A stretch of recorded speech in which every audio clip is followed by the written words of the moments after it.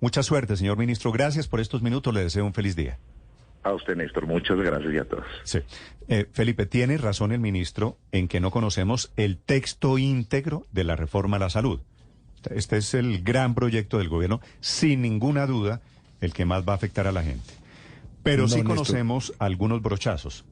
Sí. Por ejemplo, Felipe, yo creo que lo más importante, desaparece, elimina, aniquila, extingue, cualquiera que sea el verbo que usted quiere utilizar, las EPS. Y vuelve el seguro social disfrazado, pero vuelve. Entonces, Felipe, vamos a tener un sistema de salud y de aseguramiento público en los barrios, de eso habla el proyecto, en los pueblos, por cada 20.000 habitantes, la gente va a ese centro primario de salud.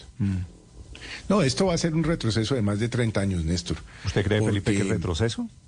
Pero de más de 30 años, es que pues tal vez los jóvenes y pues, no se acuerdan de lo que era el sistema de salud colombiano antes de la ley del 91.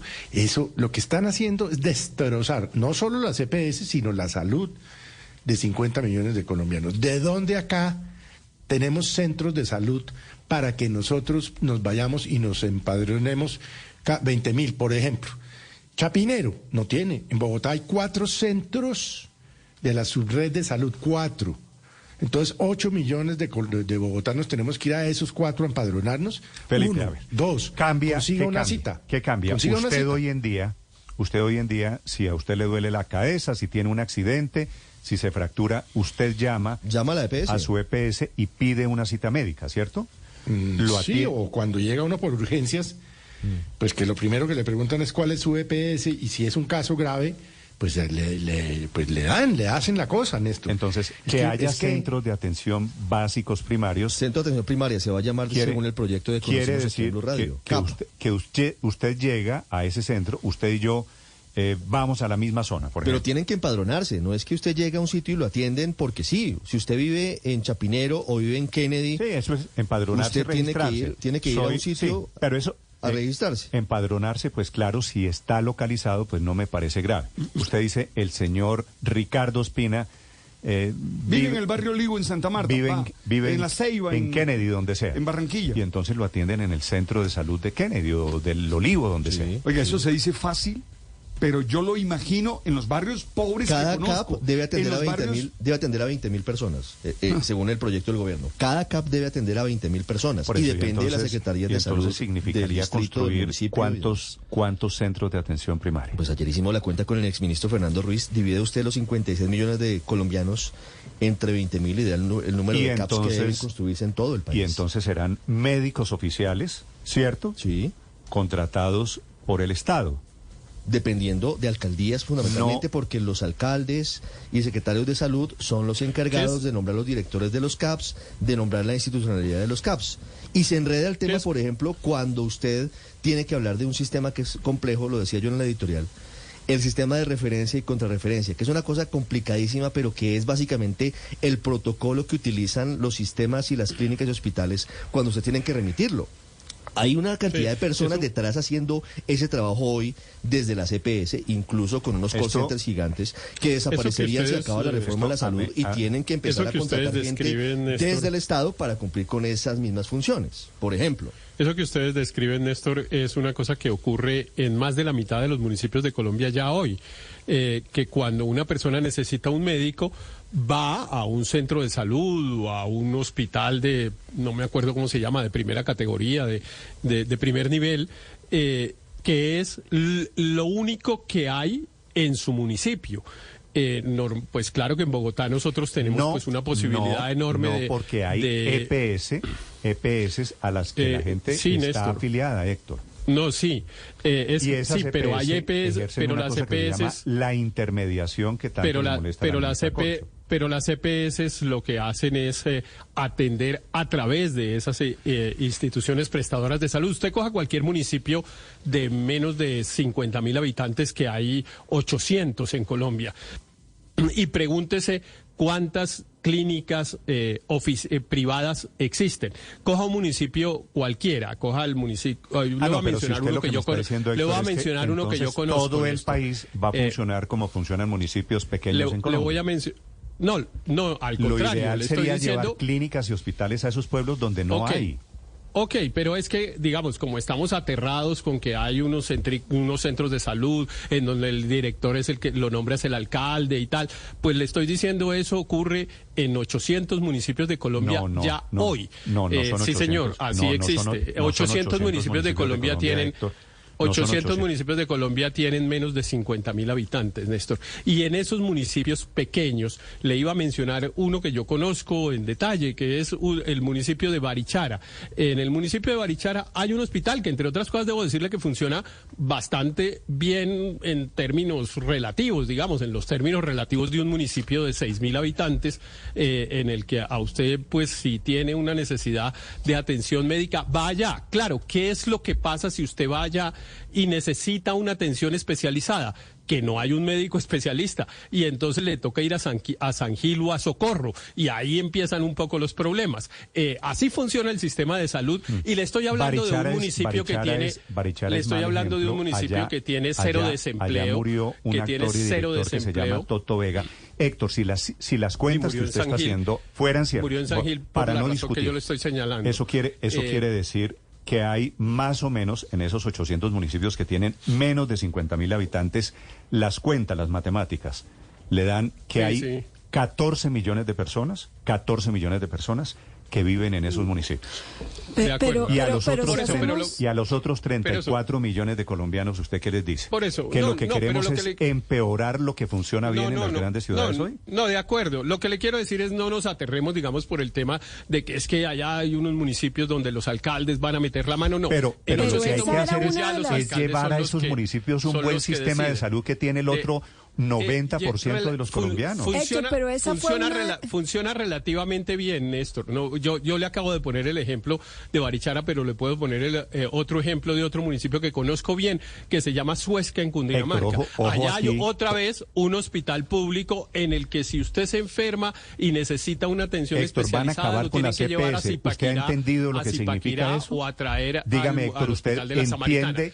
Le agradezco la pregunta, porque yo le había dicho hace unos días, y usted me había regañado, que dejáramos de estar preguntando por el proyecto de ley, que la discusión se centraba en esa pregunta que usted me está haciendo, en si hay que acabar o no las EPS, y entonces yo le contesto, yo no estoy de acuerdo con que acaben con la EPS, y no estoy de acuerdo con el corazón de la reforma, no estoy de acuerdo, me parece que va a generar más males que mejoría, pero es importante pensar por fuera de Bogotá. No demos la discusión solo cómo se presta el servicio en Bogotá, sino cómo se le presta el servicio a otros colombianos. Entonces pongamos un ejemplo, Héctor, pongamos un ejemplo. Felipe, ya voy, María Consuelo, un segundo. Yo me enfermo en Barichara. Usted puso pues el ejemplo. Muy bien. Me voy al centro de salud primario. Dicen, esto no lo podemos atender acá, hay que hospitalizarlo en San Gil, IPS más cerquita, yo no sé dónde, pues tal. Sí. Yo llego allá, ¿cuál es la primera pregunta que me hacen? ¿En qué EPS está afiliado, señor? Claro, ¿por qué? Porque esa urgencia la va a pagar mi EPS. Es que ahí es donde dice uno, hombre, si acaban con las EPS y con los recursos de las EPS, ¿quién va a pagar eso? No, pues, Felipe, al final el ADRES va a pagar, digamos, el Estado paga al final, la EPS no es la que paga. El ADRES le gira a la EPS y la EPS paga. Claro, el Estado es el que hace el giro a través de la EPS. Esa es la diferencia fundamental, porque el empadronamiento... Hay una cosa técnica que se llaman las unidades de capitación, unidades por capitación. Sí, correcto. Que es lo que le paga el Estado a la EPS por el señor Felipe Zuleta. Entonces correcto. La EPS es intermediadora. Pero es una intermediadora eficiente hasta el momento, muy eficiente. ¿Es mejorable el servicio de la EPS? Claro que es mejorable. Claro. ¿Es perfecto el servicio de la EPS? No es perfecto. Pero acabar con la EPS, ojo, pregunto María Consuelo, el remedio puede ser peor que la enfermedad. Claro, porque es que además lo que están mostrando como una innovación no lo es. El tema del empadronamiento existe hoy. O sea, hoy en día la ley dice que cada EPS debe asignar a sus afiliados a una IPS de atención primaria. Si uno se mete a las páginas, sabe exactamente a dónde debe ir. La diferencia es quién le va a pagar a la IPS y quién maneja ese riesgo. Si es el Estado en cabeza de la ADRES o es actualmente la EPS. Hoy en día uno tiene a quien reclamarle que es la EPS a la que uno está afiliado. Cuando ya no exista la EPS, sino directamente la ADRES, explíqueme cómo va a ser uno para reclamar. La otra cosa que a mí me preocupa es que una de las razones para que el Seguro Social, padre, que usted lo mencionaba ahorita, colapsara en el servicio y empezara la reforma de la Ley 100 era precisamente la politización de esos centros de salud en los municipios de Colombia. Lo decía Héctor, el problema es que terminan nombrando al médico amigo, que lo terminan cambiando cada vez que hay una recomposición del consejo. Con todas las taras. Aurelio, usted Eso que tiene, se vuelve en contra de la prestación del servicio de salud. Aurelio, ¿por qué se acabó el Seguro Social, Felipe? Se acabó porque el Estado es ineficiente. Por corrupción. Por politización. El Seguro Social porque se lo robaron. Los médicos y los directores de los hospitales terminan siendo el Seguro Social políticas no se lo robaron porque se robaban la plata. Veces. Y aquí queda en manos de cada secretario de salud, de cada alcaldía, el manejo de los CAP. O sea, los CAP. Bueno, pero la discusión no es sobre el Seguro Social. Los CAP de Bogotá, por ejemplo. Pues claro, porque esto es volver a un modelo de salud pública. Bienvenidos al pasado. Los CAP de Puerto Triunfo los manejará el alcalde de Puerto Triunfo. ¿Se imagina? Nombrará a su director, nombrará a su personal. Eso queda en manos de las administraciones locales. Claro. Volveremos a la politización. Ojo que cuando pongo el ejemplo del Instituto Seguro Social, lo que estoy diciendo es que estamos volviendo al modelo público que ya fracasó con nosotros. Es decir, yo pertenezco a esa generación que conoció ir al Instituto de Seguro Social, ¿yo? Padre, yo me acuerdo, Felipe, yendo con mi papá a una clínica. Tal cual. A una clínica, la San Pedro en Bogotá. San Pedro Claver, claro. Felipe, mi viejo llegaba a las 4 de la mañana y llevaba al hijo mayor, que era yo, Ese llorar, yo sí dice todo eso. Porque a hacer cola. Lo recuerdo también yo. Padre, a hacer una cola. Aurelio, a usted le tocó interminable para que lo atendieran Y en una repartieron clínica. unas fichas para especialistas. Había 30 fichas para especialistas. Si usted no, y si no alcanzó, no alcanzó. Venga otro día. Y ruegue a tener una ficha y ruegue a que lo hacían. Esa fila daba la vuelta, llegaba hasta mejor dicho, a lo que hoy es el Centro Administrativo Distrital. Era una cosa inhumana. Ese sistema fracasó.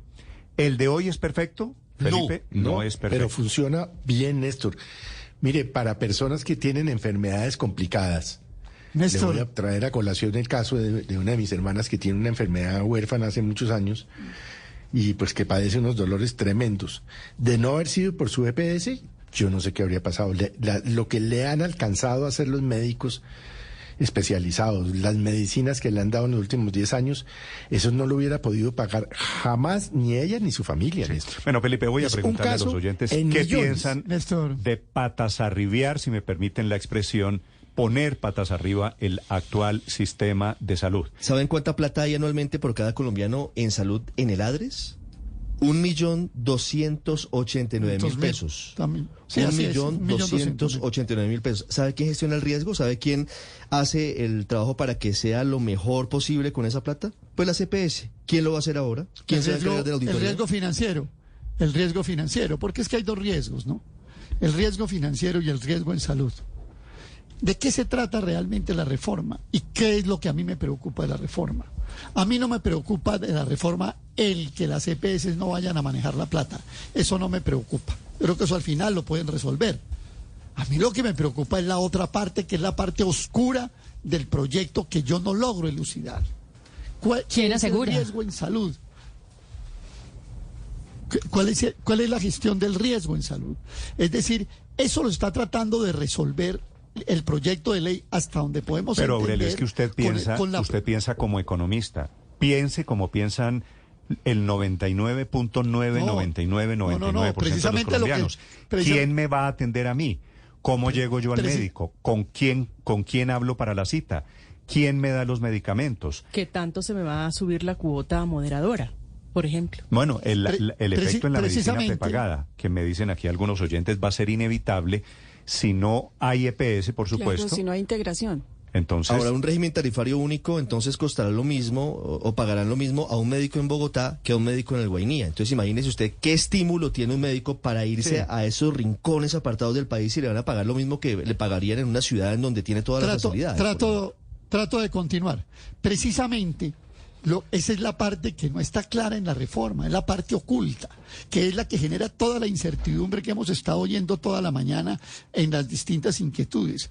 Bueno, en La Plata la va a manejar la ADRES y seguramente habrá regionales de la ADRES que tendrán que ver con la distribución de recursos. Eso para mí yo creo que ya está absolutamente claro. Es decir, sobre eso ya no nos demos más la pela, que eso va a ser así. El problema es la gestión del riesgo en salud. ¿Cómo se va a resolver ese problema? Bueno, en lo de La Plata, y no estoy pensando como economista, precisamente descarto el tema de los recursos para no pensar como economista, a mí hay una sola cosa que me preocupa. Ese sistema va a generar unos excedentes de dinero.